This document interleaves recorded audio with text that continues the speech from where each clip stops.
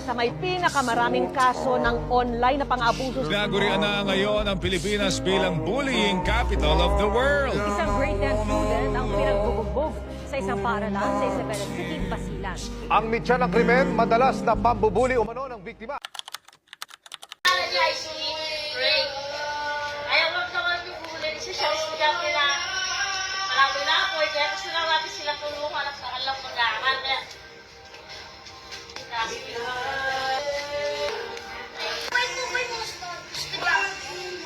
Mabait yun. Kaya napakilala kita kasi siyempre mabait ko mga siya.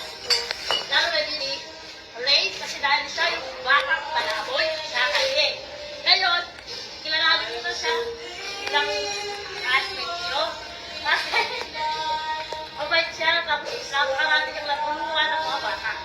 Yeah. Kilala niyo siya bilang athlete nyo. Ngayon, wala na naman. Hey Ray, ako pala si Man. Ako nga pala si babala ko. Humihingi nga pala si Man. Hindi ko ito magiging kaibigan at mag-usap. Okay. Ako nga pala si Ray. Ano pa nga? Ako nga pala si Ray. Pinakagalat ko pa nga.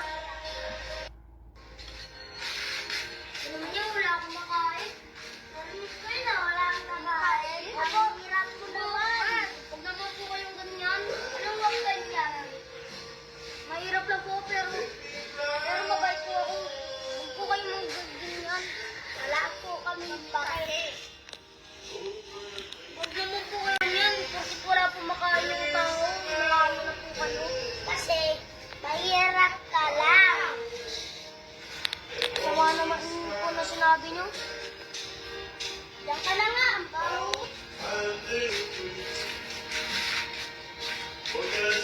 Magkaka, ano? Ano? Ano?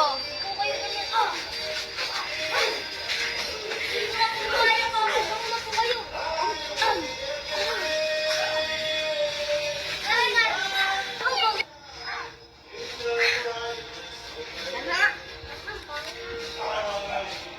Magsusulat lang yan.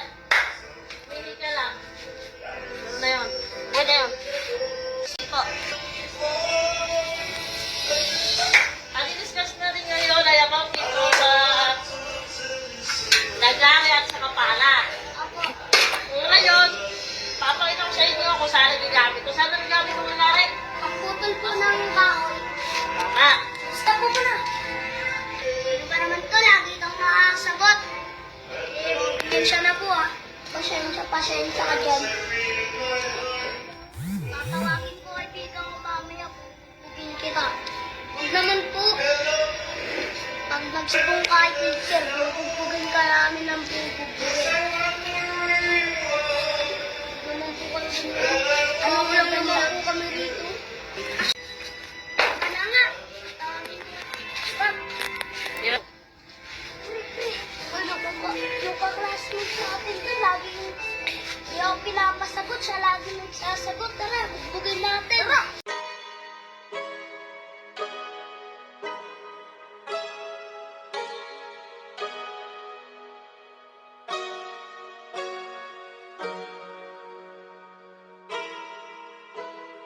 Rainbow Productions.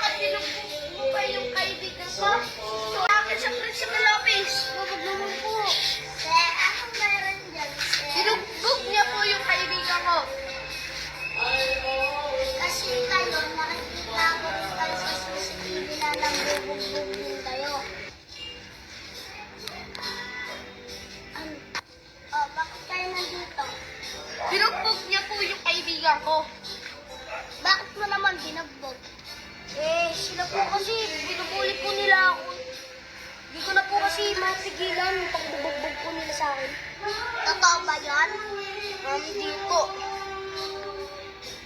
Mali yung sinabi mo kasi may ebidensya ako sa'yo.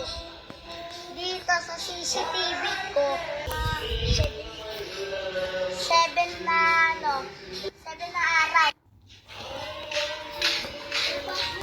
Anong nangyari doon sa principal office? Ay, bakit? Siya na nga yung nangbudbud sa atin. Kasi daw meron daw yung principal na ebidensya. Paano niya nalaman yun? Yung CCTV daw. Tara na pre, uwi na tayo. Asa?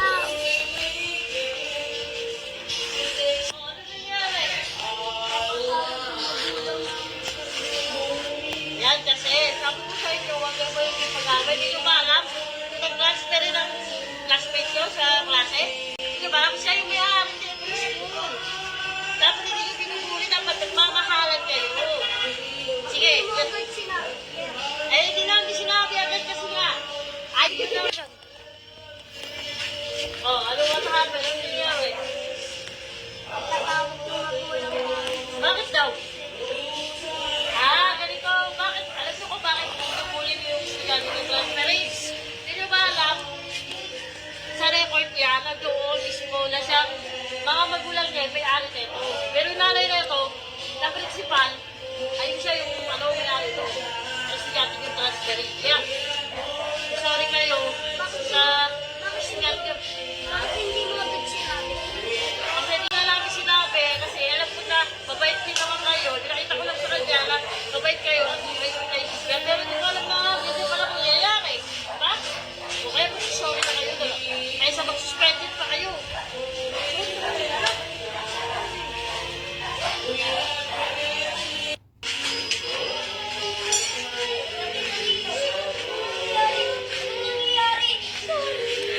Ayos lang yun, basta wag din ang ulitin dalawa. Okay, ayos lang yun. Okay, dito.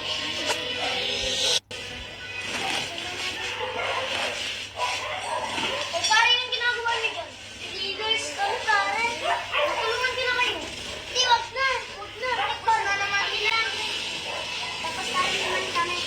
Sige, sabay na tayo. Sige. Antayin mo na lang kayo dyan. Tapos na naman na kami. Bugas na lang kami ng kamay. Sige.